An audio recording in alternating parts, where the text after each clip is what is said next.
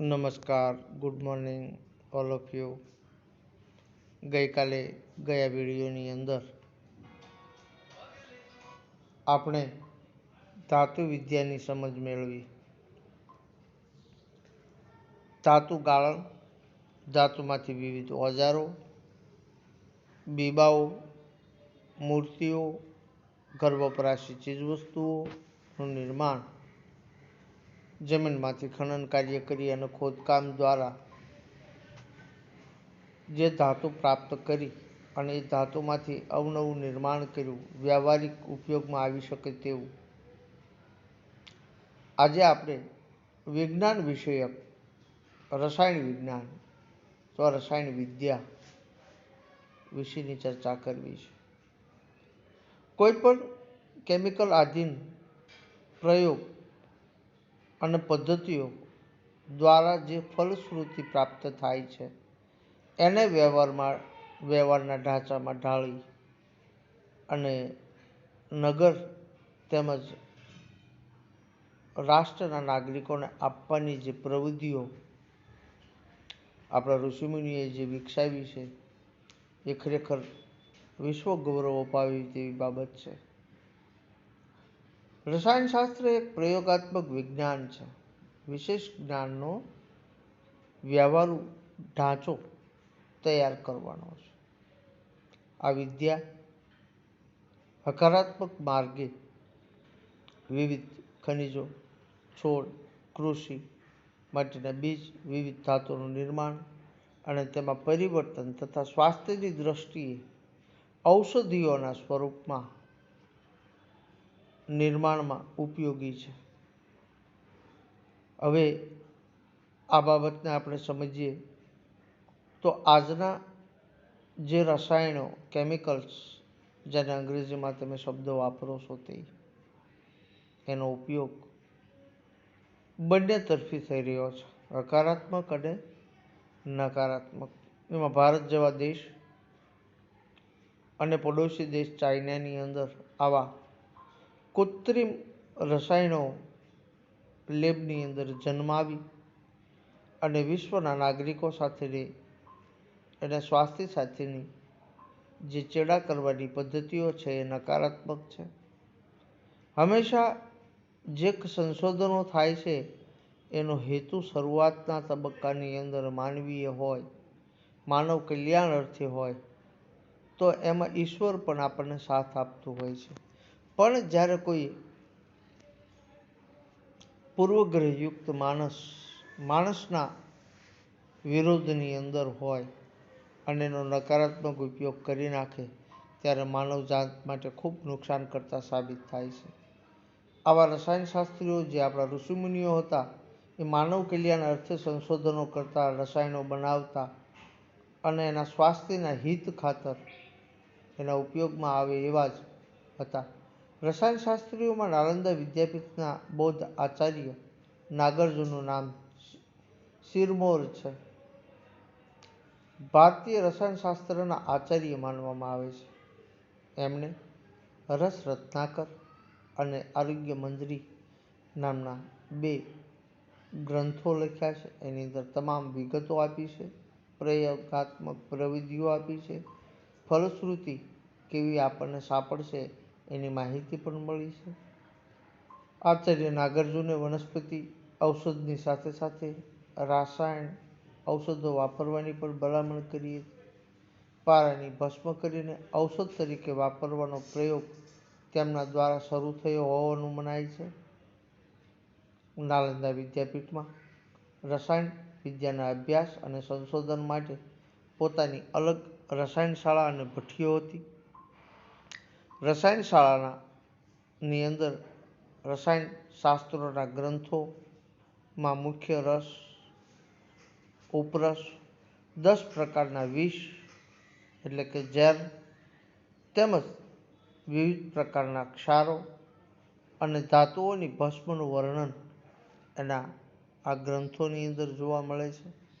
રસાયણ વિદ્યાની ઉત્કૃષ્ટતા તો તેમને બનાવેલી ધાતુમાંથી ભગવાન બુદ્ધની મૂર્તિઓમાં દ્રશ્યમાન થાય છે.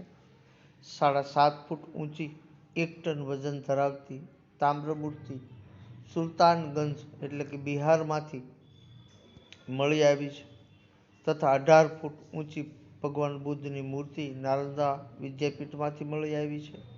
7 ટન વજન ધરાવતો 24 ફૂટ ઊંચો સમ્રાટ ચંદ્રગુપ્ત બીજા એટલે કે વિક્રમાદિત્યનો દિલ્હીમાં નિર્માણ કરાયેલ વિજય સ્તંભ આજે એની મુખ સાક્ષી બનીને ઊભો છે. તાટ અને તડકાની અંદર વર્ષોથી રહ્યા બાદ પણ આજ સુધી એને કાટ લાગ્યો નથી. એ રસાયણ વિદ્યાનું મુખ સાક્ષી છે. આ ભારતની રસાયણ વિદ્યાનો ઉત્તમ નમૂનો છે. આજે પણ તમે જાઓ તો આ વિજય સ્તંભ ત્યાં દિલ્હીની અંદર સ્થિત છે. આજ સુધી કાટ નથી સીડ્યો તો એની અંદર કયા રસાયણોનો એની અંદર ઉમેરો કર્યો હશે એ સંશોધનનો વિષય છે. આજના આ કહેવાતા વિજ્ઞાન યુગની અંદર એ માત્ર સંશોધન કરી શક્યા નથી.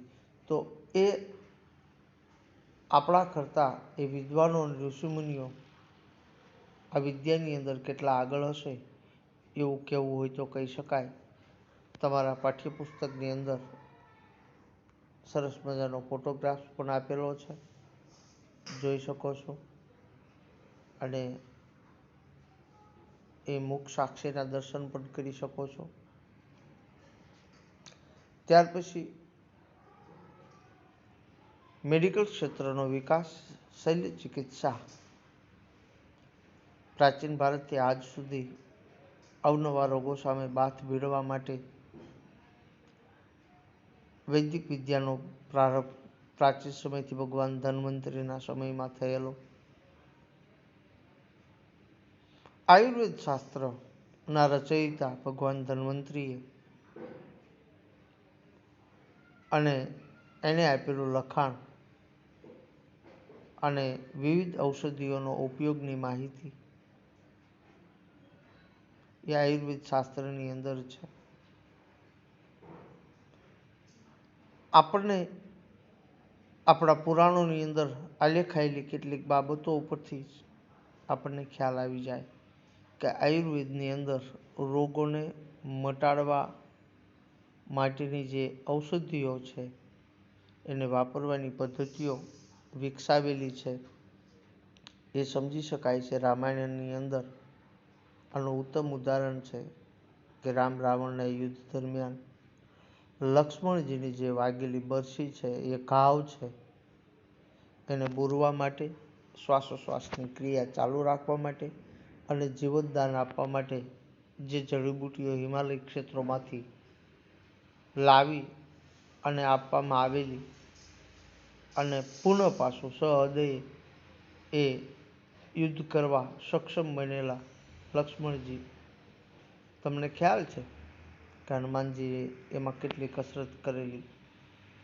અને આ નાડી વૈદ્યને બોલાવી અથવા ઉપાડી આવી અને હનુમાનજી દ્વારા લક્ષ્મણજીનું નાડી પરીક્ષણ થયું.